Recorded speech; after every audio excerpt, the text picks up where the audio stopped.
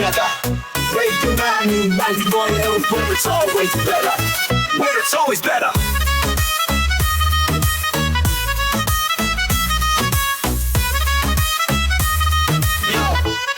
Yo.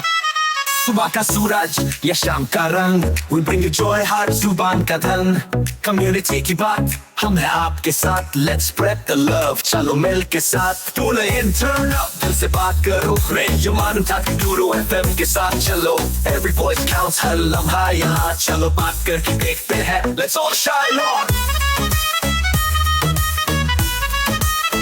Yo,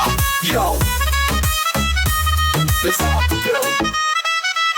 सेहत की बात और dreams to share, Radio Manu 92 FM, we're always there. From unity to joy, we bring the light. Every word, every tune makes everything right. Listen up, it's time to unite. Radio Manu 92 FM, shining bright. Dill se suno, we love and care. Chalo baat karke dekhte hain, let's take it there. So come along for the ride. Radio Manu 92 FM, we're by your side. चलो बात करके देखते हैं, your voice, your guide.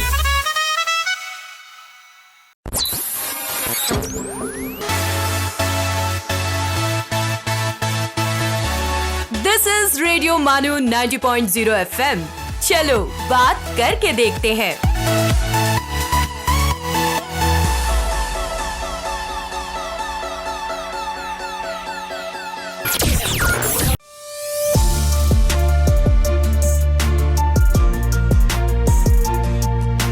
ये है radio मानू 90.0 FM, पेश है लीगली स्पीकिंग।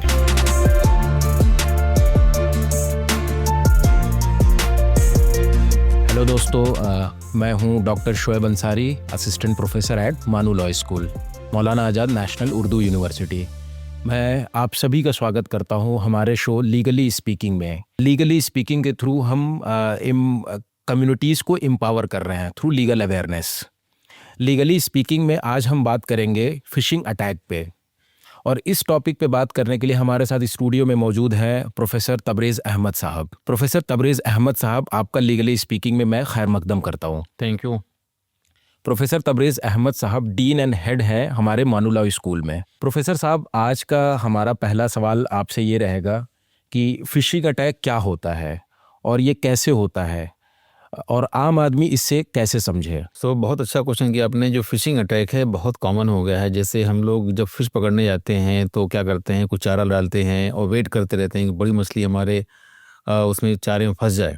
उस तरीके जो साइबर क्रिमिनल होता है वो पूरा जाल बिछा के रखता है और वो चारा डालता है कि वो क्या करेगा, आपको फेक मैसेज भेजेगा, फेक लिंक भेजेगा आपको, या आपको फेक कॉल करेगा और कोशिश करेगा कि उसकी बातों में आप आ जाएँ। जैसे आजकल क्या होता है कि मान लीजिए कि आपका अकाउंट SBI में है, तो SBI ऑनलाइन खोल करके आप ऑनलाइन ट्रांजेक्शन कर सकते हैं।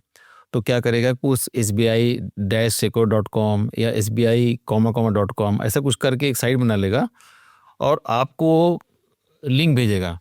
तो देखने में क्या लगता है कि जो पूरी वो साइट होती है, जो लिंक होता है, ऐसा लगता है कि ये साइट या लिंक पूरा ओरिजिनल है या बैंक से आ रहा है। इस मैसेज आएगी, भाई अपना KYC अपडेट करिए। तो आपको लगेगा कि वो अगर मैं अपडेट नहीं करूँगा तो मेरा तो बैंक अकाउंट बंद हो जाएगा। लेकिन क्या जल्दी में आप क्या करते हैं, वो चेक नहीं करता है कि जो लिंक है वो ओरिजिनल है कि डुप्लीकेट है या मैनिपुलेटेड है।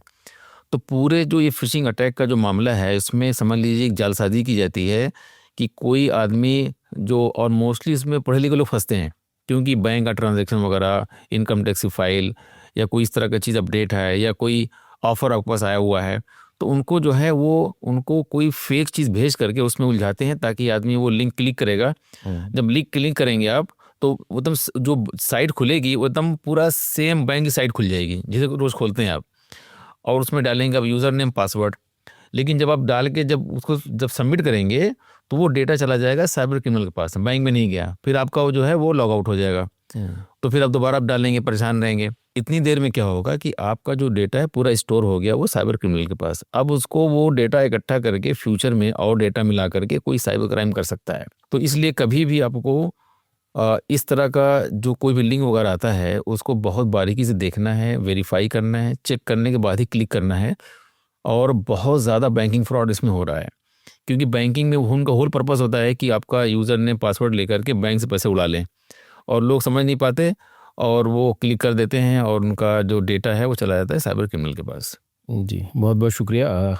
सर ने बहुत ही आसान लफ्ज़ों में हमें समझाया फ़िशिंग अटैक क्या है और कैसे होता है। अब सर से हमारा अगला सवाल ये है कि फ़िशिंग मैसेजेस इतने असली क्यों लगते हैं? और साइबर क्रिमिनल जो होते हैं वो टेक्नोलॉजी का इस्तेमाल भी करते हैं और साइकोलॉजी का इस्तेमाल भी करते हैं। एक तो पहले पता लगा लेते हैं कि बंदे की साइकोलॉजी क्या है, तो वो जो मैसेज आता है, जो मैसेज की ड्राफ्टिंग होती है वो प्रोफेशनल ड्राफ्टिंग होती है कि लग रहा है कि जैसे मान लीजिए अगर कोई मैसेज आया कि केवाईसी अपडेट करना है, तो जो मैसेज की जो लैंग्वेज होगी वो जैसे बैंक से आती है एकदम सेम लैंग्वेज होगी, और उनका लिंक भी सेम तरह का होगा, बस डॉट कॉमा डैश सिक्योर ऐसा कुछ उसमें ऐड कर रखा होगा कि उतना आदमी ध्यान देता नहीं है। उसको लगता है कि मेरा तो केवाईसी पुराना हो गया था, बैंक से आया होगा। और उसमें क्या होता है कि बैंक का लोगो लगा होता है, बाकायदा ऑफिशियल लैंग्वेज लिखी होती है, और बहुत अर्जेंसी भी इसमें रहती है कि आपको सोचने का वक्त ही ना मिले। तो इसी वजह से क्या होता है कि वो इतना ज़्यादा सब कुछ नेचुरल लगता है, नॉर्मल लगता है, और फिर आदमी झांसे में फंस जाता है, फिर डेटा अपना उसमें डाल देता है। तो और मोस्टली बताया मैंने, मोस्टली ये इस तरह से आता है, जैसे मान ली कि उनको पता है कि आप प्रोफेशनल हैं या वर्किंग हैं, तो आपको कभी भी इस तरह का आएगा कि भाई आपका केवाईसी अपडेट करो, या आपको जो टैक्स फाइलिंग पर्सन है तो कभी आएगा कि आपका इनकम टैक्स फाइल वहाँ से डिपार्टमेंट से आया हुआ है, कुछ टैक्स पेंडिंग रह गया है, खोल के देखिए आपको कंप्लेंट आई है इस तरह से, या कोई बिल आएगा इलेक्ट्रिसिटी का, तो जो वहाँ से आएगा, तो जैसे इलेक्ट्रिक डिपार्टमेंट का जो वेबसाइट होती है, जैसा मैसेज होता है, उनका लोगो डिज़ाइन इस तरह से आएगा ताकि आप उसके झांसे में फंस जाएं और आप बिलीव कर लें कि ये ओरिजिनल है। तो यहाँ पे जो मसला है वो ओरिजिनलिटी और डुप्लीकेसी का मसला है तो चीज़ डुप्लीकेट और दिखाई जा रही है आपको ओरिजिनल, क्योंकि आपकी साइकोलॉजी से खेल भी रहे हैं और टेक्नोलॉजी भी खेल रहे हैं। तो यहाँ पे बहुत बारीकी से आपको बहुत अलर्ट रहना है, और सेकंडों गेम होता है कि जैसे आपने डेटा उनको दिया फिर वो कोई क्राइम हो सकता है आपके अगेंस्ट में। बहुत बहुत शुक्रिया सर। अब सर से हम अगला सवाल का जवाब जानना चाहेंगे कि ईमेल फ़िशिंग और एसएमएस फ़िशिंग, इन दोनों में क्या अंतर है, क्या डिफरेंस है? कोई ख़ास फ़र्क नहीं है। ईमेल फ़िशिंग में क्या होता है कि आपको सब कुछ ईमेल से आता है, तो जब ईमेल से आएगा तो जाहिर सी बात है अटैचमेंट उसके अंदर आएगा, तो और ईमेल में जब कोई आएगा तो वो सारी चीज़ें जैसे बताया मैंने जस्ट लाइक ओरिजिनल चीज़ें पूरा कॉपी रहेंगी। और वही चीज़ें अगर वो एसएमएस से आती हैं तो वो जैसे होती है एक स्मिशिंग होती है। तो स्मिशिंग में क्या होती है कि जैसे आपको एक प्रोफेशनल कोई मैसेज आता है कहीं से, किसी अथॉरिटी से, कंपनी से, टैक्स डिपार्टमेंट से, वैसी एसएमएस की जो लैंग्वेज होगी स्मिशिंग होती है। तो वो जो साइबर क्रिमिनल है आपको मैसेज में लिंक भेजेगा, और जो उसका मैसेज जो होगा वो बहुत ही अच्छे से ड्राफ्ट किया गया होगा, जस्ट लाइक ये प्रोफेशनल मैसेज। और मैसेज के थ्रू फिर आपसे वो उस मैसेज में कोई फेक अटैचमेंट हो सकता है, कोई फेक इनवॉइस भी हो सकता है, या कोई फेक बैंक का नोटिस हो सकता है उसके अंदर, और जो एसएमएस है उसके अंदर कोई डिलीवरी का लिंक होगा, या कोई प्राइज़ विनिंग का मैसेज होगा, या यूपीआई कोई अपडेट होगा। तो उसको भेज करके आपसे वो उस लिंक को क्लिक करने का बहुत जल्दी से कोशिश करते हैं वो लोग। तो चाहे ईमेल से आया हो, चाहे मैसेज से आया हो, अगर ईमेल में आता है तो ईमेल की लैंग्वेज थोड़ा अलग होती है, थोड़ा बड़ा ईमेल होता है, डिटेल होता है।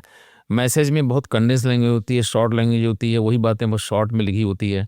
तो जो प्रोफेशनल लोग हैं जब वो मेल भेजते हैं तो जस्ट लाइक ओरिजिनल ईमेल जिस तरह से रहती है उस तरह ड्राफ्ट करते हैं मेल को, और जो मैसेज भेजते हैं तो जो मैसेज की लैंग्वेज इस तरह होती है वैसे लिखते हैं, बहुत ही प्रोफेशनल लैंग्वेज लिखते हैं वो। और ये पढ़े लिखे लोग होते हैं। ये जो मैंने बताया, जिसे हमने लास्ट में बात कर रहे थे एपिसोड में, कि जो साइबर क्राइम है, प्रॉब्लम क्या है कि इसमें बहुत ज़्यादा हाईली क्वालिफाइड लोग आते हैं, टैलेंटेड लोग आते हैं, वो ज़्यादा स्मार्ट होते हैं आम जनता से, और वो साइकोलॉजी समझ करके वो बेवकूफ़ बनाते हैं, आदमी समझ नहीं पाता है। तो आजकल के दौर में इसीलिए ये प्रोग्राम हमारा चल रहा है लीगली अवेयरनेस का, ये बहुत इम्पॉर्टेंट है, इसलिए कि ये पूरा टारगेट ही है कि लोगों को अवेयर किया जाए ताकि लोग इस तरह के क्राइम से बचें। और ये क्राइम बहुत ज़्यादा आम हो रहा है और पढ़े लिखे लोग इसमें फंस जा रहे हैं। दोस्तों, सवालों का सिलसिला ऐसे ही, सवाल और जवाब का सिलसिला ऐसे ही जारी रहेगा। लेते हैं एक छोटा सा ब्रेक। आप सुन रहे हैं लीगली स्पीकिंग, रेडियो मानू 90.0 एफएम का legal awareness show.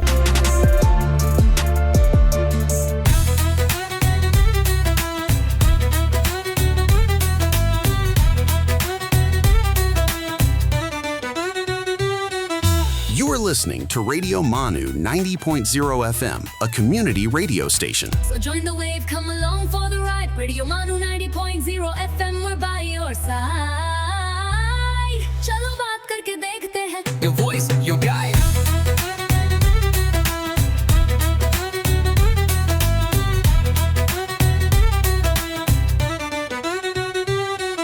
This audio has been generated through AI. Let's listen to History's Mysteries. आदाब दोस्तों, आप सुन रहे हैं रेडियो मानू 90.0 FM। आइए आज हिस्ट्रीज मिस्ट्रीज में जानते हैं पपेट्री यानी कठपुतली और पुतलियों के जरिए कहानी सुनाने की कला की पुरानी और दिलचस्प दास्तान। दोस्तों, पपेट्री में पपेट्स को हाथ, धागों, रॉड्स या दूसरे मैकेनिज्म्स की मदद से मूव किया जाता है। पपेट खुद नहीं बोलता या चलता, उसे एक पपेटियर यानी पपेट चलाने वाला आर्टिस्ट जिंदगी देता है। इस आर्ट की तारीख किसी एक मुल्क या एक इन्वेंटर से नहीं जोड़ी जा सकती। दुनिया के मुख्तलिफ इलाकों में पपेट्री अलग अलग शक्लों में इंडिपेंडेंटली डेवलप हुई। पपेट्री के सबसे पुराने सबूतों में से कुछ एंशिएंट ग्रीस से मिलते हैं। ग्रीक राइटर्स ने पपेट्स और उनके परफॉर्मेंसेस का जिक्र किया है और आर्कियोलॉजिकल एविडेंस से भी पता चलता है कि वहां आर्टिकुलेटेड फिगर्स का इस्तेमाल एंटरटेनमेंट और परफॉर्मेंसेस में होता था। लेकिन एशिया में भी पपेट्री की रिवायत बहुत पुरानी है। इंडिया में पपेट्री की कई ट्रेडिशनल फॉर्म्स सदियों से मशहूर हैं। राजस्थान की कठपुतली, आंध्र प्रदेश की थोलू बोमलाटा, उड़ीसा की कुंढई और कर्नाटका की गोम्बयत्ता इस रिच ट्रेडिशन की मिसालें हैं। राजस्थानी कठपुतली में लकड़ी और कपड़े से बनाए गए पपेट्स को धागों की मदद से ऑपरेट किया जाता है। आर्टिस्ट पर्दे के पीछे या ऊपर से इन पपेट्स को कंट्रोल करता है और कहानी को म्यूजिक और डायलॉग के साथ पेश करता है। और दोस्तों, पपेट्री सिर्फ एंटरटेनमेंट नहीं थी। पुराने जमाने में जब हर शख्स किताब नहीं पढ़ सकता था, थिएटर और पपेट्री कहानियां, लोक रिवायत, रिलीजियस नैरेटिव्स और सोशल मैसेजेस लोगों तक पहुंचाने का एक अहम जरिया थी। यानी एक पपेट शो एक तरह का विजुअल स्टोरी टेलिंग मीडियम भी था। दुनिया के दूसरे हिस्सों में भी पपेट्री की अपनी यूनिक ट्रेडिशंस डेवलप हुई। इंडोनेशिया का वायांग, जापान का बुनराकू और यूरोप के मैरियनेट थिएटर्स इस आर्ट की मुख्तलिफ शक्लें हैं। टेक्नोलॉजी के साथ पपेट्री भी बदलती गई। ट्रेडिशनल हैंड पपेट्स और स्ट्रिंग पपेट्स के बाद शैडो पपेट्री, मैकेनिकल पपेट्स और फिर मॉडर्न थिएटर, टेलीविजन और सिनेमा में एडवांस्ड पपेट्री टेक्निक्स का इस्तेमाल होने लगा। आज पपेट्री का इस्तेमाल सिर्फ ट्रेडिशनल शोज में नहीं बल्कि children's programmes, films, television, education और लाइव थिएटर में भी होता है। और शायद पपेट्री की सबसे खूबसूरत बात यही है, एक बेजान पपेट के पास अपनी कोई आवाज नहीं होती, लेकिन पपेटियर के हाथ, आवाज और इमेजिनेशन उसे एक किरदार बना देते हैं। दोस्तों, आज के हिस्ट्रीज मिस्ट्रीज में फिलहाल इतना ही। अगली मुलाकात में फिर लेकर आएंगे तारीख के पन्नों से एक और हैरत अंगेज इन्वेंशन, डिस्कवरी या हिस्टोरिकल इवेंट की कहानी। तब तक के लिए सुनते रहिए रेडियो मानू 90.0 FM। चलो बात करके देखते हैं। आप सुन रहे थे हिस्ट्रीज मिस्ट्रीज।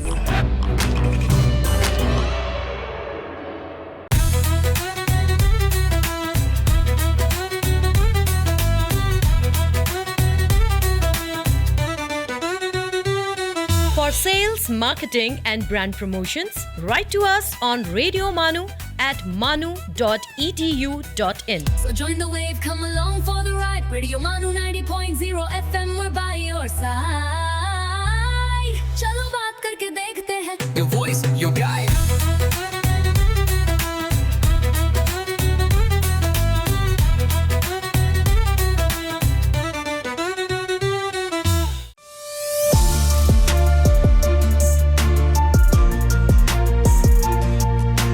आप सुन रहे हैं लीगली स्पीकिंग, रेडियो मानू 90.0 FM का लीगल अवेयरनेस शो। दोस्तों, ब्रेक के बाद हम फिर से आप सभी का खैर मकदम करते हैं। आप सुन रहे हैं लीगली स्पीकिंग और आज हम गुफ्तगू कर रहे हैं फिशिंग अटैक पर। अब सर से हमारा अगला सवाल ये है कि फेक लिंक्स को पहचाने कैसे?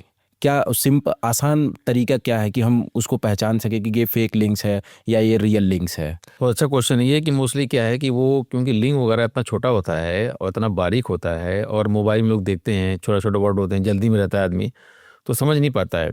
तो इसीलिए उसको जो लिंक है उसको पहचानने के पहले आपको देखना यूआरएल, जो का यूआरएल देखना पड़ेगा कि वो ध्यान से देखिए। उसमें अगर कोई ओरिजिनल साइट होगी तो HTTPS लिखा होता है, और अगर फेक होगी तो HTTP लिखा होगा, एस गायब होगा उसके अंदर से।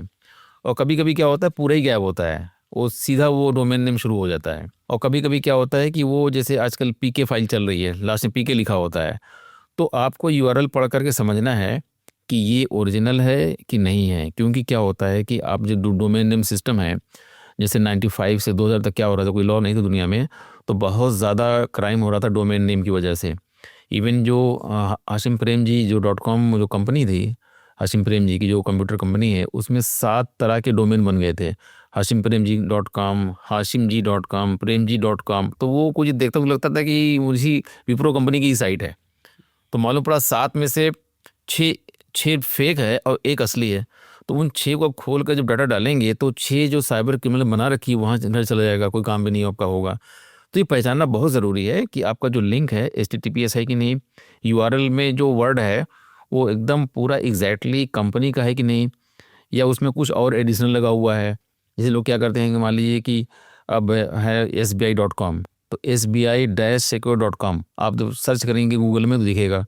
यहाँ पे क्या होता है कि डायरेक्टली आपको मैसेज या मेल आया हुआ है, तो आप बहुत सोचते भी नहीं, आपको लग रहा है कि वो बैंक ने भेजा हुआ है।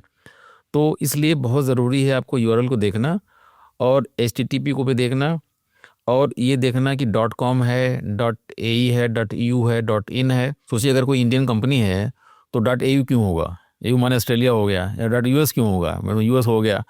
लेकिन ये क्या करते हैं कि ये इस तरह से जो डोमेन के बीच में ना ऐसा कुछ वर्ड यूज़ कर सकते हैं कि आप समझ नहीं पाएंगे कि क्या है। जैसे मान लीजिए bankverify.net मेल आ गया, तो आप दिमाग बहुत कम लगाएंगे, आप लोग कि अच्छा मेरे बैंक से आया होगा, बैंक वेरीफाई कुछ कर रहा है तो मैं डाल देता हूँ डेटा अपना, कुछ शायद पूछ रहे होंगे मेरा आधार नंबर या पैन नंबर।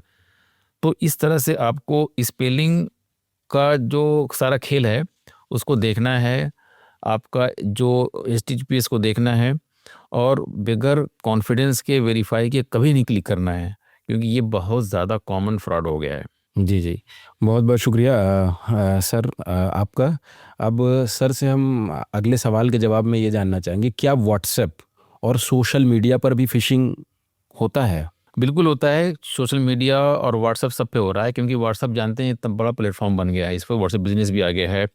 सोशल मीडिया में चाहे आपका इंस्टा हो, चाहे फेसबुक हो, चाहे लिंक्डइन हो या ट्विटर हो, जितने भी इस तरह के प्लेटफॉर्म हैं, उसमें क्या है कि उसमें कंपनी अपनी चीज़ों को प्रमोट करती है। तो कोई जो हैकर होगा वहाँ पे जा कर के प्रमोशन मेल डालेगा कि भाई इस वक्त जो है बिग बिलियन ऑफर चल रहा है और सिर्फ 10 डेज़ के लिए ओपन है, अगर आप कोई चीज़ आप खरीदेंगे मेक माई ट्रिप से तो इतना आपको डिस्काउंट मिल जाएगा। लेकिन वो पर्पज़ आपको टिकट बेचने का नहीं है, वो आपका जो मेन जो डेटा है बैंक का, आपका इंफॉर्मेशन है, आपका जो मोबाइल नंबर है, आपका पैन नंबर, आपका आधार नंबर, उन सब सारी चीज़ों का डेटा वो इकट्ठा करना चाह रहा है। तो जैसे व्हाट्सएप पे आ सकता है कि फेक जॉब के लिंक आ सकते हैं आपको, या फेक लॉटरी भी आ सकती है, या फेक गवर्नमेंट का कोई स्कीम आ सकती है, या फेक कुरियर की ट्रैकिंग लिंक आ सकता है कि आपने कुरियर किया, क्योंकि मोस्टली क्या होता है वो फॉलो करते हैं आपको। तो अभी अब मान लिया आपने एक दिन पहले कुरियर किया था, आपने शायद चेक नहीं किया कि क्या सिस्टम है, कहाँ पहुँचा मेरा कुरियर, तो आपको वो कुरियर कंपनी से खुद ही कोई जो फिशिंग अटैक करेगा और भेजेगा, भाई अगर आपको जानना है कि कहाँ पहुँचा इसको क्लिक करिए। पता लगा कि आपने क्लिक किया तो आपका डेटा चोरी हो गया वहाँ से। तो इस तरह से क्या है कि व्हाट्सएप पे भी आ सकता है और आपका मेल में भी आ सकता है, सोशल मीडिया पे भी अब डायरेक्ट आपको आ सकता है कि ऑफ़र चल रहा है क्लिक करिए। तो ये कुछ भी जगह सेफ़ नहीं है, चाहे आप मेल में हो, चाहे व्हाट्सएप में हो, चाहे मैसेज में हो, सोशल मीडिया में हो, आप कहीं भी हैं, हर जगह फ्रॉड हो रहा है। जहाँ पे ज़्यादा लोग आजकल जा रहे हैं, एक्सेस कर रहे हैं, इसलिए कोई भी लिंक कहीं भी हो, कोई मेल कहीं से भी आए, हमेशा आपको उसको वेरीफाई करना है। बहुत बहुत शुक्रिया सर। जैसा कि दर्शकों हम बात कर रहे थे AI का यूज़, इससे पहले एपिसोड में हमने बात किया OTP फ्रॉड में AI कैसे काम करता है, फिर प्राइवेसी को कैसे AI ब्रीच करता है। तो इसी सिलसिले में आज का हमारा अगला सवाल सर से है कि फ़िशिंग अटैक में AI का मिसयूज़ कैसे हो रहा है? ये बहुत अच्छा क्वेश्चन है, क्योंकि पहले क्या होता था कि फिशिंग करना बहुत मुश्किल था, क्योंकि जो अब वो जो बैंक की लैंग्वेज ऑफिशियल है, या जो टैक्स अथॉरिटीज़ की जो लैंग्वेज है, गवर्नमेंट की ऑफिस की लैंग्वेज है, किसी कंपनी का HR का मेल आ रहा है, आपको इनवाइट कर रहा है अप्लाई करने के लिए, भाई यहाँ पे जॉब निकली अप्लाई करिए वाइस चांसलर की। तो वो जो पुराना फिशिंग जो मेल था उसको ड्राफ्ट करने के लिए जो बंदा क्राइम करना चाह रहा है बहुत क्वालिफाइड होना था।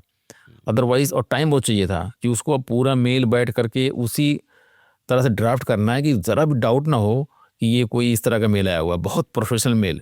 तो सोचिए कितना टाइम लगता था ड्राफ्ट करने में, वैसे लैंग्वेज वैसे वर्डिंग, कितना क्वालिफाइड बंदा होना चाहिए क्राइम करने के लिए। अब एआई से क्या हो रहा है कि वो जाएगा चैट जीपीटी में, बोलेगा कि इसको please write communication for sending notice to my customers from the bank side. वो पूरा आपको विद इन फ्यू सेकेंड वो पूरा ड्राफ्ट कर दे देगा, आप कॉपी करेंगे और पेस्ट कर देंगे, सेंड कर देंगे। तो एआई ने क्या किया है कि ये जो प्रोफेशनल लैंग्वेज जो डेवलप करनी है फिशिंग करने के लिए, चाहे मैसेज की भेजनी है चाहे व्हाट्सएप में भेजनी है, उसमें अगर लिखेंगे please write the message for WhatsApp और please write the message for SMS, please write for mail, तो अब देखेंगे चैट जीपीटी एक ही कस्टमर के लिए 3 तरह से मेल ड्राफ्ट करेगा, क्योंकि वो तीनों की जो कम्युनिकेशन है, जो व्हाट्सएप कम्युनिकेशन है, जो मैसेज कम्युनिकेशन है, ईमेल कम्युनिकेशन है, उसकी जो वर्डिंग है लैंग्वेज डिफरेंट होती है। एक आम आदमी नहीं कर सकता है, बहुत जो क्वालिफाइड प्रोफेशनल होगा वो उसको ड्राफ्ट करना पड़ेगा, बहुत अच्छी इंग्लिश होगी, वो खुद प्रोफेशनल होगा, जानता होगा कि कैसे, और वो जो मेल आता है वो जो कस्टमर के हिसाब से आता है, क्योंकि उनको साइकोलॉजी को ट्रैक करना है। तो अगर कोई बहुत ही क्वालिफाइड बंदे को मेल जा रहा है तो जो मेल मैसेज होगा बहुत ज़्यादा हाई फाई होगा। अब ये काम एआई बहुत आराम से कर रहा है, तो एआई बल्कि फिशिंग वगैरह करने में बहुत ज़्यादा सहूलियत बरत रहा है, आपको उस तरह से आराम से मैसेज वगैरह डिज़ाइन कर दे रहा है कि कैसी मैसेज लैंग्वेज होती है, क्या होती है। ये पहले ऐसा होता नहीं था, तो इस तरह से वो परफेक्ट लैंग्वेज सेट कर देगा एआई, या रियल लुकिंग ईमेल बना देगा, एकदम के लगे रियल है। जैसी मेल बोलेंगे कि बहुत इमोशनल मेल ड्राफ्ट कर दो तो मेल को इमोशनल कर देगा। बोलेंगे ड्राफ्ट करो, अगर पता है कोई लेडी होगी इमीडिएटली भेजना है तो बोलेंगे कि make it very professional and also very emotional, कि लेडीज ट्रैप में आ जाएंगी। ओके, या कोई बहुत मेच्योर आदमी तो बोलेंगे बहुत रेशनल मेल लिखो, तो रेशनल मेल लिख देगा, क्योंकि पूरा टारगेट होता है कि आदमी की जो साइकोलॉजी है, जो कस्टमर की जिसको टारगेट कर रहे हैं, उसी की साइकोलॉजी से मैच करता हुआ उसको ड्राफ्ट करना है। ये सारे काम क्या है बहुत आराम से कर रहा है एआई। या तो बोलेंगे कि वॉइस क्लोनिंग करो, कोई आपको बकायदा वॉइस में आ रही है तो वॉइस क्लोनिंग करके आपको डेटा कलेक्ट करना है, तो वो जो एआई है आपकी वॉइस क्लोनिंग करके सेम वॉइस में वो मैसेज भेज देगा, ठीक है, एमएमएस भेज देगा। आप सुनेंगे एमएमएस, आपको पूरा कॉन्फिडेंस आ जाएगा, तो आप अपना डेटा जो है फट से क्लिक कर देंगे, शेयर कर देंगे। तो एआई के आने की वजह से ये जो इस तरह के जो क्राइम है उसमें बहुत तेज़ी से इजाफा हुआ है, और बहुत हाईली क्वालिफाइड लोग भी इसके अंदर ट्रैप में आ जा रहे हैं। बहुत बहुत शुक्रिया सर। सर ने एआई के यूज़ को बताया कि साइबर क्रिमिनल्स कैसे एआई को बहुत ही सोफिस्टिकेटेड तरीके से यूज़ कर रहे हैं। दोस्तों, गुफ्तगू का सिलसिला यूं ही जारी रहेगा। लेते हैं एक छोटा सा break. You are listening to Legally Speaking, Radio Manu 90.0 FM's Legal Awareness Show.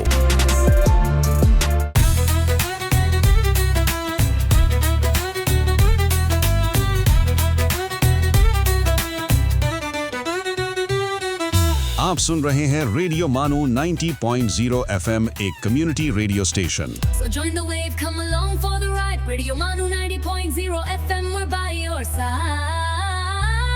चलो बात करके देखते हैं. Your voice, your guide.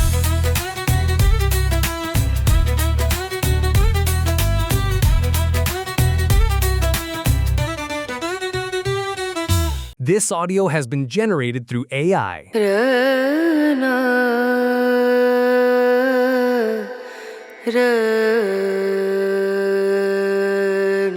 ये है रेडियो मानू 90.0 FM। आइए अब सुनते हैं द माइंडफुल मिनट।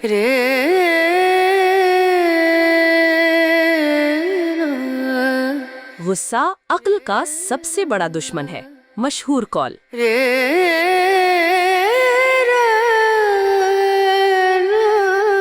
शिक्षा वो आईना है जो आपकी असाधारणता को प्रकट करता है। Mark Twain.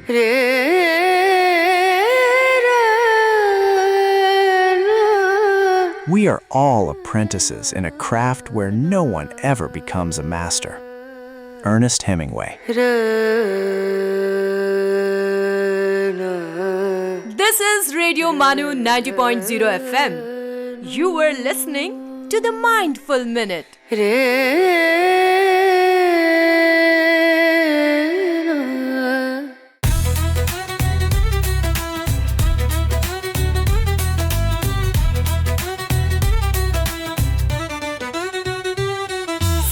मार्केटिंग और ब्रांड प्रमोशंस के लिए हमसे राब्ता करें radiomanu@manu.edu.in पर। So join the wave, come along for the ride. Radio Manu 90.0 FM, we're by your side. चलो बात करके देखते हैं. Your voice, your guide.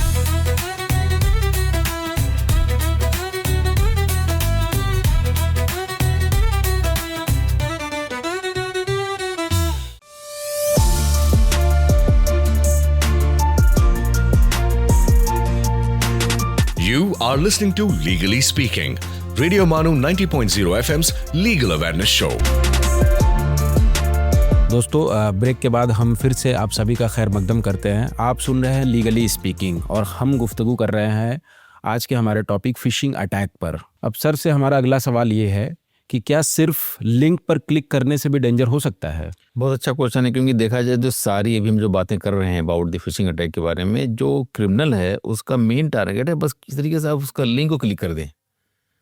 अगर आप लिंक क्लिक नहीं करेंगे तो कुछ नहीं कर सकता है वो, कितना भेजता रहे, लिंक मत क्लिक करिए। तो वो जो मैसेजेस हैं, जो लैंग्वेज है, उसके थ्रू आपके माइंड को वो मोटिवेट करके आपको कन्विंस कर रहा है कि भाई ये काम करिए। तो लिंक ही क्लिक करने में सारा खेल है। तो जैसे आप लिंक क्लिक करते हैं वैसे ही काफ़ी इन्फॉर्मेशन आपकी उसको मिल जाती है। तो शायद पूरा क्राइम तो नहीं हो पाएगा, लेकिन वो क्या है कि जैसे हम बात कर रहे थे लास्ट एपिसोड में कि जो साइबर क्राइम होता है कोई वन स्टेप पे नहीं होता है। ये क्या करते हैं कि पहले वो साइबर स्टॉकिंग करते हैं, आपको पहले फॉलो करेंगे आपके सोशल मीडिया में, तो कहीं से आपका नाम ले लिया, फिर कहीं से आपका ईमेल एड्रेस ले लिया, कहीं से मोबाइल नंबर ले लिया, कहीं से आपका पैन नंबर ले लिया, कहीं से आधार नंबर ले लिया, कहीं से बच्चों की इंफॉर्मेशन ले लिया कि बच्चे कौन कौन से हैं, कितनी उम्र के हैं, फिर वाइफ के बारे में जान गए, आपका सेक्स जान गए, आपका जेंडर जान गए, आप कहाँ के रहने वाले हैं, रूरल हैं, अर्बन है, प्रोफेशनल हैं, वर्किंग हैं, अनएम्प्लॉयड हैं। ये सारी इन्फॉर्मेशन क्या है ना पहले गैदर कर लेते हैं।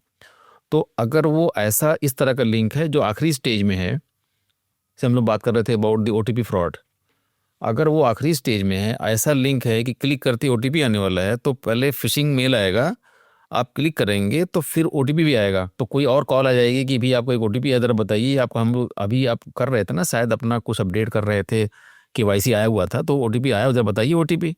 तो क्या है कि डबल गेम खेल रहा है। एक तरफ तो फिशिंग कर रहा है, आपको लिंक आया हुआ है, क्लिक करेंगे, क्लिक करते ही तो आपके मोबाइल में आएगा OTP, और दूसरा कॉल आ जाएगी कि मैं बैंक से बोल रहा हूँ, अभी आप अपना KYC अपडेट कर रहे थे, तो सर आपका एकदम आखिरी स्टेज में, ज़रा बताइए तो मैं आपका काम कर देता हूँ।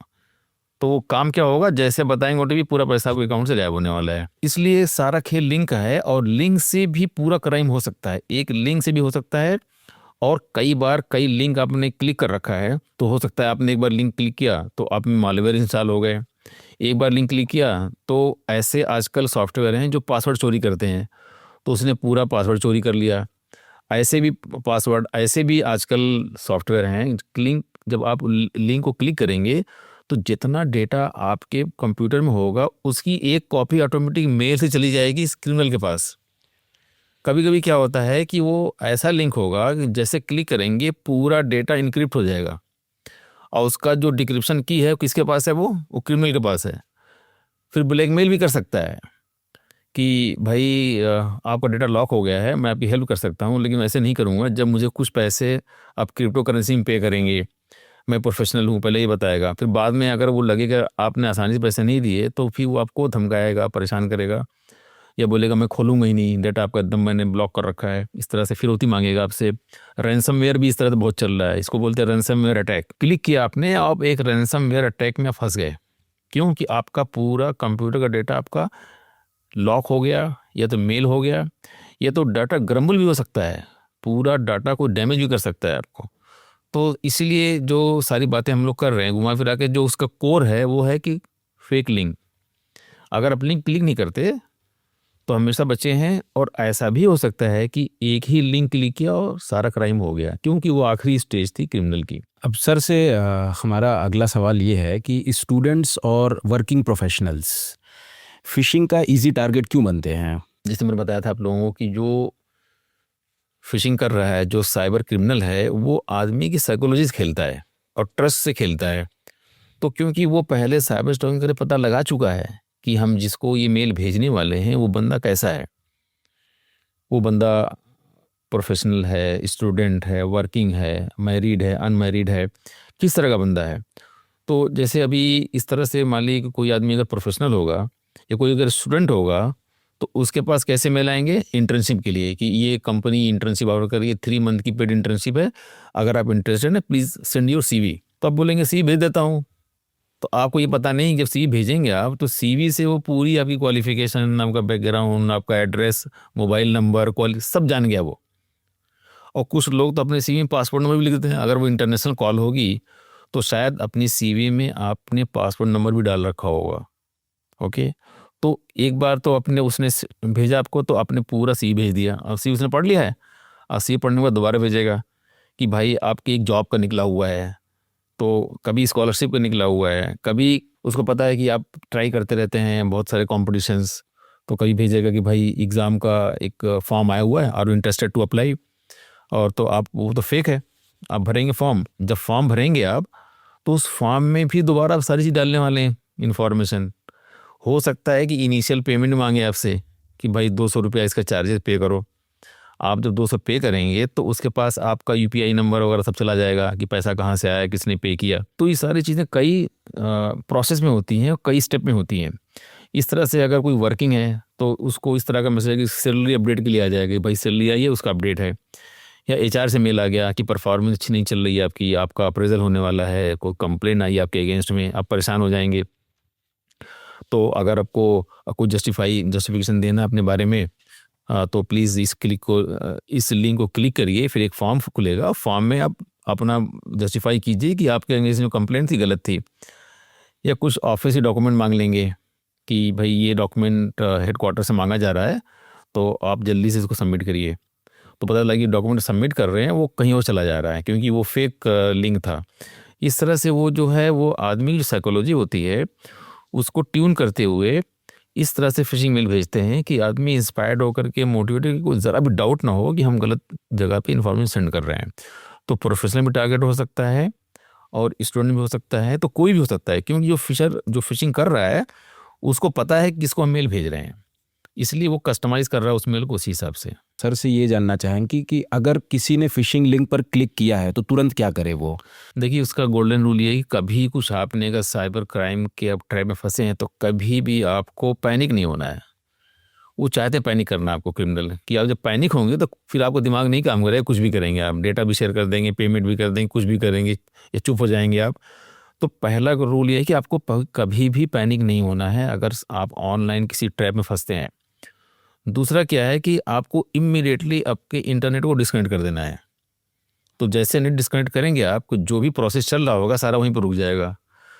तीसरा काम करना है कि इमीडिएटली पासवर्ड चेंज कर देना है आपको, क्योंकि वो जो जिस पर्पस के लिए उसने डेटा लिया है वो इमीडिएटली जाकर के आपका अकाउंट खोल के पैसे वहाँ से गायब करने वाला है। तो अगर आप पासवर्ड अभी चेंज कर देंगे तो वो अभी सोच ही रहा था, आपने चेंज कर दिया तो वहाँ फंस जाएगा। इमीडिएटली बैंक को कॉल कर दीजिए। आजकल हर बैंक के पास कस्टमर केयर नंबर होता है, क्रेडिट कार्ड हो, डेबिट कार्ड हो, तो आप इमीडिएटली बैंक को फ़ोन करिए कि आपके साथ ऐसा हो गया है, डेटा चोरी हो गया है, क्राइम हो सकता है, तो बैंक वाले अलर्ट हो जाएंगे। या इमीडिएटली अपने डिवाइस को स्कैन कर लीजिए, क्योंकि क्या हुआ, मान लीजिए आपने क्लिक किया कोई लिंक और उसमें मालवेयर था, तो मालवेयर पूरे कंप्यूटर में फैलने से पहले अगर आपने उसको स्कैन कर देंगे तो वो जो एंटीवायरस सॉफ्टवेयर है उस मालवेयर को ख़त्म कर देगा। या उसमें कोई डेटा स्टीलिंग सॉफ्टवेयर था, वो पूरा डेटा आपको स्टील करके सेंड करने वाला है, तो जैसे आप स्कैन करेंगे तो आपका जो स्कैनर है एंटीवायरस स्कैन करके उसको वहाँ पे ख़त्म कर देगा। और अगर लगे बहुत सीरियस बात हो गई, क्राइम हो चुका है, तो आपको इमीडिएटली जो साइबर क्राइम का पोर्टल है वहाँ जा करके आपको कंप्लेन करनी है। अपना नाम बताएंगे, अपने बारे में बताएंगे, फ़ोन नंबर डालेंगे, ताकि जो साइबर क्राइम पुलिस है इमीडिएटली एक्शन ले। और सबसे आसान जो हम बता रहे थे लास्ट एपिसोड में, कभी भी ऐसा होता है तो 193 जो गवर्नमेंट का नंबर है उसमें इमीडिएटली कॉल करिए कि आपके साथ एक क्राइम हुआ है, तो जो क्राइम पुलिस है इमीडिएटली एक्शन में आ जाएगी।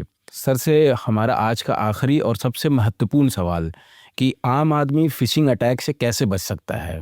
जैसे जो साइबर हाइजीन की बात है, जो हैबिट्स हमारी है, क्या है कि पहले तो हम लोगों को कैसे बिहेव करना है साइबर स्पेस में। असल में होता क्या है कि किसी को बगैर ट्रेन किए हम लोग उसको मोबाइल दे देते हैं, इंटरनेट दे देते हैं। कहीं ऐसे कोई क्लास नहीं होती, कहीं ट्रेनिंग नहीं होती है कि आप अपने बच्चे को मोबाइल देने वाले हैं तो पहले बच्चे को ट्रेन करिए एक हफ्ते के लिए कि how to use mobile, how to use social media, या अपने ऑफिस में आप अपनी टीम को सबको ऑनलाइन करने वाले हैं, कंप्यूटराइजेशन कर रहे हैं, कहीं ट्रेनिंग नहीं होती है कि पहले सेफ्टी टिप्स बताई जाए कि साइबर हाइजीन कैसे मेंटेन करना है, कैसे ऑनलाइन बिहेव करना है, किस लिंक को क्लिक करना है, इसको नहीं करना है। मेरे ख्याल से ये सबको कंपनीज़ हैं या यूनिवर्सिटीज़ हैं, कॉलेजेस हैं, स्टूडेंट्स हैं, सबको ट्रेन करना चाहिए कि आपको कैसे साइबर हाइजीन मेंटेन करनी है और कैसे आपको सेफ्टी यूज़ करनी है, कैसे आपको पासवर्ड बनाने हैं, कैसे आपको हमेशा अपडेट करना है। ये बहुत इंपॉर्टेंट चीज़ है। तो जैसे हम बात करें, बहुत देरी से मैंने कहा था कि सारी फिशिंग में सारा खेल है वो लिंक का। तो आपको कोई भी लिंक क्लिक करने से पहले वेरीफाई करना है। पहले बात, आपको लिंक कोई ज़रा भी डाउट हो तो लिंक मत क्लिक करिए। और अगर क्लिक करने के लिए कहीं से बहुत ज़्यादा प्रेशर आपको आ रहा है, अर्जेंसी क्रिएट हो रही है, तो समझ जाइए कि इसका मतलब 100% कोई ना कोई इसमें गेम है। इतनी अर्जेंसी क्यों क्रिएट की जा रही है? क्यों अभी बस कॉल आया और मैसेज आया और लिंक आया और कह रहे क्लिक करिए? तो आपको कोई भी अगर अर्जेंसी क्रिएट करवाए तो आपको एकदम अलर्ट हो जाना है। और OTP और पासवर्ड कभी भी शेयर नहीं करना है। जैसे मैं बताया था लास्ट एपिसोड में, कोई भी बैंक, कोई कंपनी, कोई गवर्नमेंट ऑफिसर, कोई आपसे OTP नहीं मांगता है। ये आपके अपने यूज़ के लिए होता है। कोई पासवर्ड आपसे नहीं पूछेगा, आपके अपने लिए होता है। तो जहाँ भी कोई फ़ोन पे आपको मांगे पासवर्ड, मेल पासवर्ड मांगे, कभी आपको नहीं देना है। और सबसे मेन चीज़ क्या है कि हमेशा आपको ऑफिशियल लिंक ही यूज़ करना है। जैसे आजकल क्या होता है, मेल बहुत से आते रहते हैं, कॉल आती रहती है, तो आप देखिए अगर वो ऑफिशियल मेल है, किसी कंपनी से आया हुआ है, तो ज़्यादा ट्रस्टेड है। अगर नॉर्मल जीमेल से आया हुआ है तो कोई भी जीमेल का तो कोई भी किसी का नाम बना सकता है। तो हमेशा ऑफिशियल एप्लीकेशन यूज़ करना है आपको।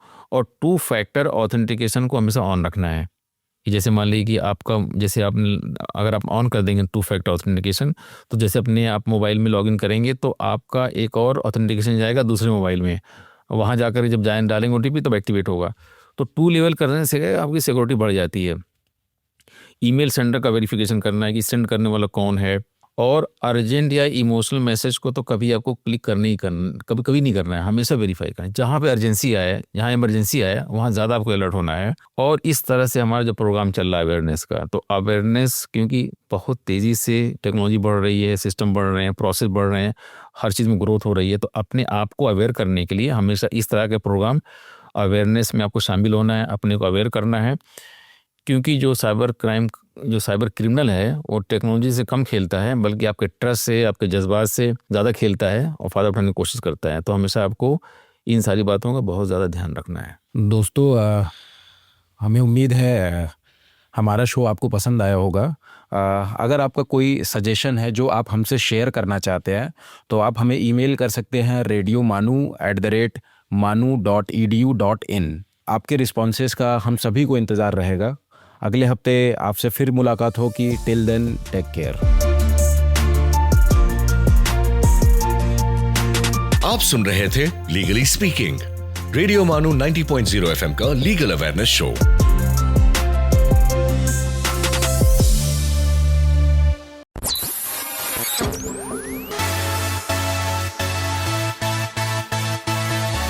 दिस इज रेडियो मानू 90.0 FM। चलो बात करके देखते हैं।